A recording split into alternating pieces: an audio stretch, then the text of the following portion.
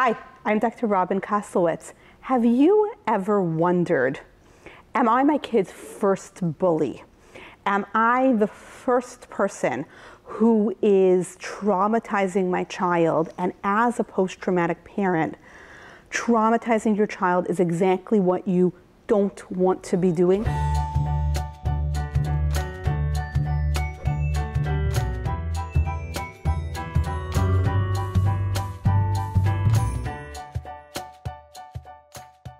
So today, I am going to be reading a Reddit thread that I came across. A member of the post-traumatic parenting community sent me this Reddit thread saying that this is the kind of thought that she has that has happened to her and wanting to know my opinion. So I want to go through this Reddit thread. I'm not going to read everything that it says, but let's answer that question. What happens when you know that perhaps your parents were your first bully, perhaps you had a sibling that was your first bully, perhaps you were bullied by a classmate, and now when you're parenting, sometimes it feels like you're bullying your kid. Are you? Are you not? How do you know the difference? Sometimes your kid's going to feel distressed by decisions you make. Ready to hear the Reddit thread? So let's hear what this Redditor said. Have you ever heard the idea that parents are their child's first bully? Well, that was my mom when I was young. She was my first bully and also bullied my other two sisters. All three of us have distant and superficial relationships with her. All three of us don't have a relationship with her, sorry. My husband and I have the sweetest 2.5-year-olds. And because things are so expensive, we are both working full-time. My mother-in-law and my mom both agreed to watch our son during the week so we can save on daycare costs. I know there's a trade-off here.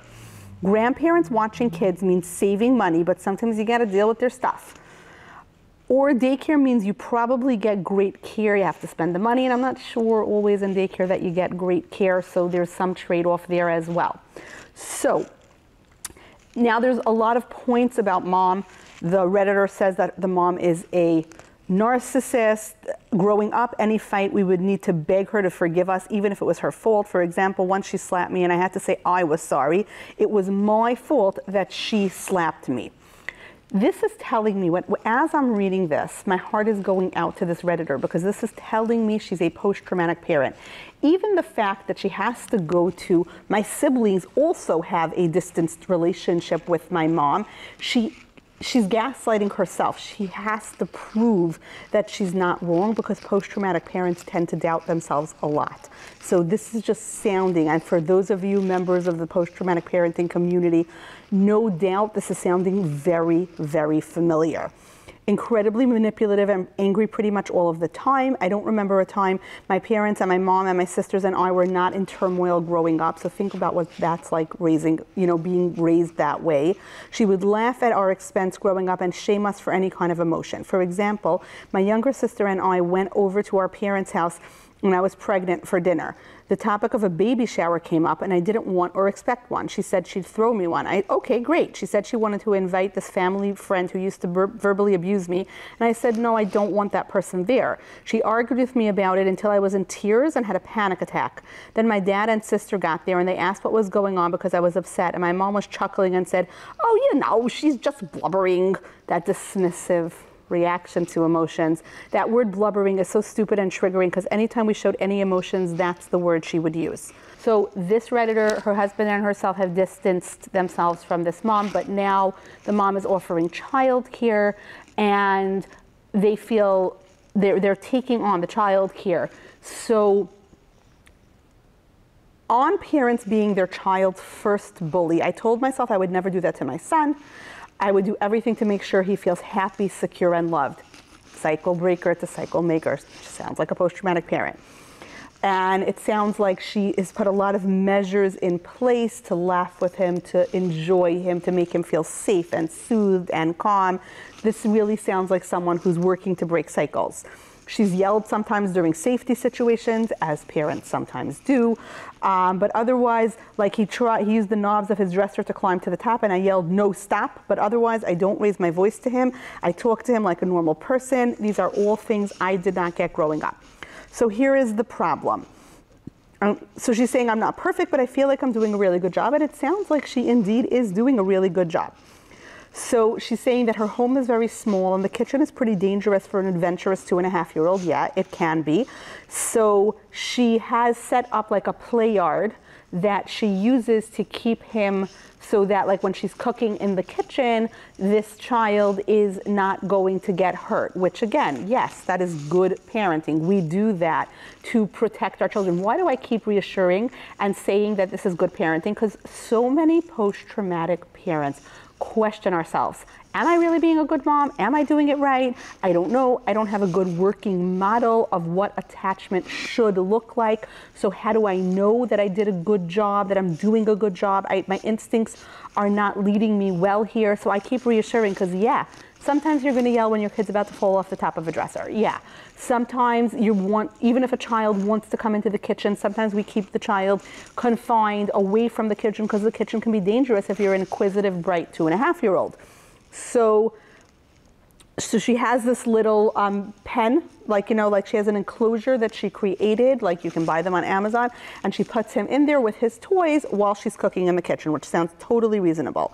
This morning I was in the kitchen with my son, so she calls it the baby cage. My husband and I jokingly call it his baby cage. This morning I was in the kitchen with my son and said, okay, time to go back into your baby cage, and he started crying. Not because we call it a baby cage, but because I was taking him away from the fun, dangerous kitchen and putting him into the gated area. So my mom heard, and she told me I was a bully and I incite my son all the time. I asked what she meant. She's open to feedback, even from this narcissistic person that tells us something, right? I asked what she meant, and she said I called his play area a baby cage. I said, what other examples do you have? And she couldn't tell me.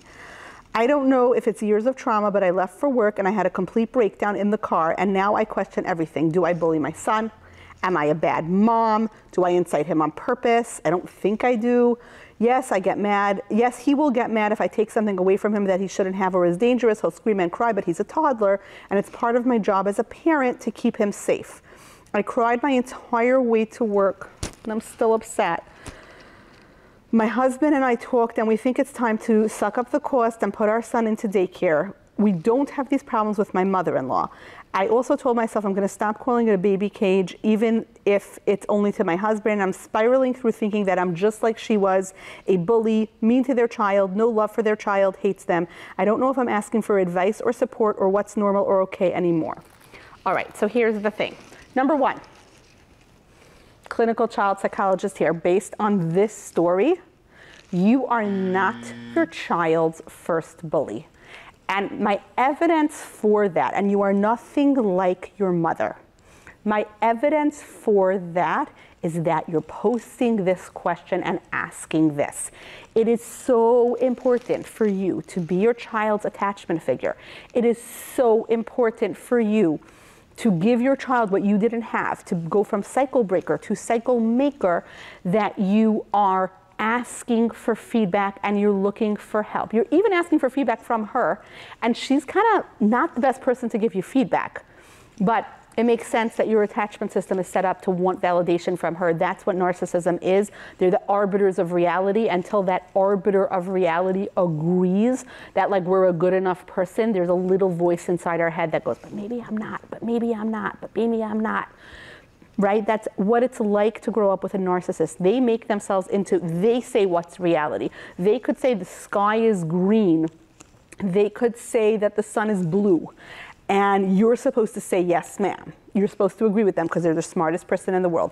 They do that in order to maintain their hold and their grip on you, because if you started thinking for yourself, if you were like, yeah, no, like the sky is blue and the sun is yellow, then you might also say, you know, it's really not okay to make fun of me when I'm crying and say that I'm blubbering. You know, that really hurt my feelings. And they might have to gasp, engage in rupture and repair, and actually repair, apologize, take responsibility, fix it in some way, right? And they don't want to have to do that because their sense of self is so shallow that even the slightest criticism, like, mommy, it hurts my feelings when you tell me I'm blubbering, is way too much. It's too much of a threat. As crazy as it sounds, you're threatening to her.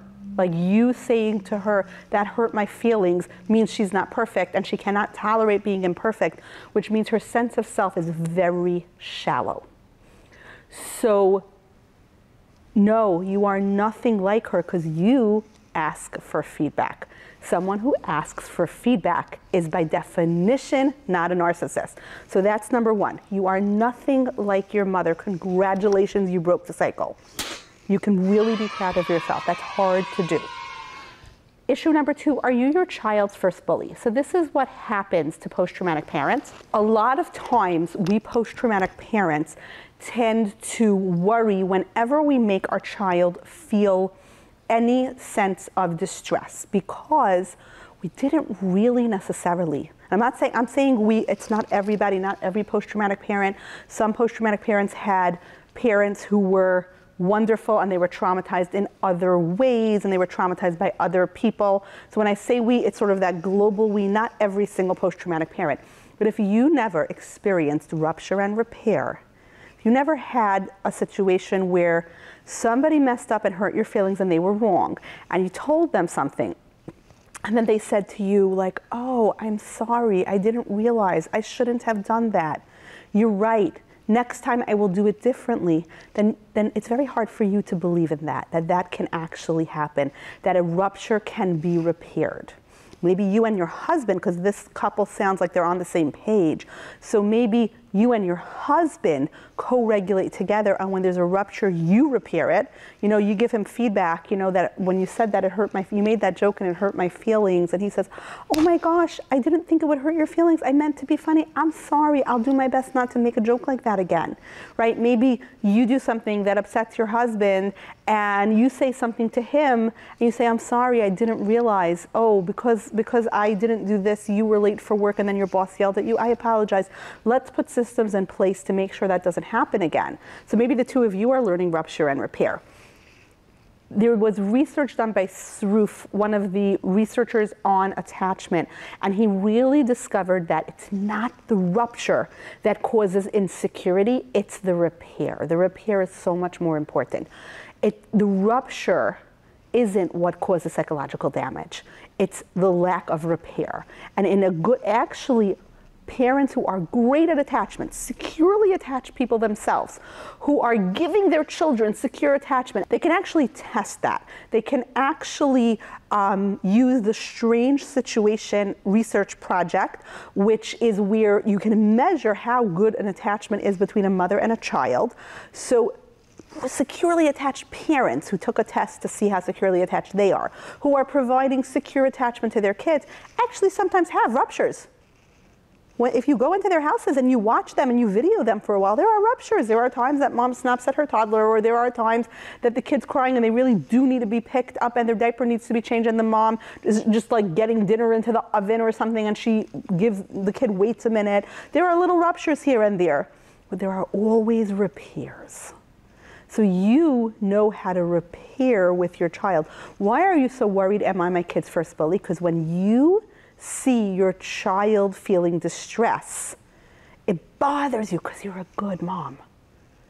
And because deep down, your internal working model of attachment doesn't know about rupture and repair, you don't realize you can fix it. And there are ways to fix it. And sometimes you don't necessarily fix it in the sense that the kid gets what they want. Sometimes you fix it by, you put the kid in the play yard, and you go off, and yeah, I agree with you, maybe don't use the language of baby cage. You go into the kitchen and you start chopping vegetables, and the kid is, you know, fussing a little in the playground, out, go out, wanna play. And you say, oh, it's so frustrating to be in the play yard. You wanna come to the kitchen. Right now, mommy's cooking, soon you can come to the kitchen. And, you know, he fusses for a little longer, and then he toddles over to his favorite, like, you know, toy, and he goes to his, you know, stuffy, and he starts playing with his stuffy, and he's fine. That is not called bullying. That's called validation. That's called rupture. There's a tiny rupture, like he's annoyed. And then you finish sauteing the vegetables, you shut off the flame, you go into the play yard, you pick up the baby, you say to him like, oh, you waited so patiently for mommy. It was hard to wait. Waiting is hard. And you waited. I am so proud of you. And he feels good because he now knows that he used a skill. It's actually a co-regulation skill called waiting, right? He's waiting for mom. Mom's there, she's safe, she's sturdy, she's a reliable presence. She's just not picking you up this minute. But she's there and she's talking to you and she's engaging with you. We're cooking yummy dinner. Soon the yummy dinner is gonna be all cooked. Do you smell the yummy peppers cooking? This chicken's gonna be so delicious soon. Then he learns that idea that we wait, we tolerate mild discomfort in service of a later goal. Like, yum, after I come home after the day, Mom's gonna go to work, Grandma's watching me, we're gonna have this delicious chicken and my tummy's already getting ready for it. And that's how he learns to anticipate a good outcome in the future. These are all wonderful capacities. Your mother is talking about semantics. The words you use don't matter. He's 2.5. You can call it a baby cage. You can call it a baby paradise. You can call it a baby island. You can call it a play yard, which is what I call it. And it doesn't matter. Your mother probably feels very threatened. She's watching you parent very differently from the way she parented. And there's probably like an implicit criticism there, right? Like, ooh, she's doing this thing, she thinks this thing's important, I didn't do this thing. When a narcissistic person feels criticized, they lash out to make you doubt yourself. So are you your child's first bully? No, absolutely not. And I say this, again, based on what you wrote here. Obviously, this is not psychotherapy. This is not intended to like cure or treat or diagnose anything. This is straightforward for educational and entertainment purposes, only like the lawyers make us say. But as a clinical child psychologist, as a trauma expert, as a post-traumatic parenting expert, I am going to tell you that no, you are not your child's first bully. No, you are not like your mom, because narcissistic people don't question themselves and you are questioning yourself. You are not like your mom because you're invested in the relationship with your son and you're looking for feedback to make it better. And no, having a child experience some distress and discomfort is not bullying. It's called life. Sometimes life's uncomfortable. I have a 2.5-year-old son. He doesn't always love it when he has to take a bath or when he has to go to sleep or when we have to go to the dentist or the pediatrician, right? He doesn't always love those things. And my job is not to say, okay, I'm gonna cushion him. He never has to experience those things ever again. My job is to hold him through it, to soothe him through it, to talk him through it, and to help him understand what's happening and give him tools to co-regulate with him. That's exactly what you're doing. I hope with this video, I've set your mind at ease. If you're a post-traumatic parent and you can really relate to this Redditor, please comment below. Let us know what you think. Let us know if you've ever had the thought, am I my kid's bully? Let's have a conversation about this. I hope I've earned your subscribe so that we can all do this post-traumatic parenting journey together. So click subscribe below so you never miss another video. If you want to support the post-traumatic parenting project so that this book gets into the hands of every single post-traumatic parent who needs this content, please, all you have to do is like, save, share this video, tell a friend. Check out Post-Traumatic Parenting on Instagram at Dr. Kozlowitz Psychology. Check out the Post-Traumatic Parenting podcast, available wherever you get your podcasts. And look forward to the book. It is coming out soon. Till next time.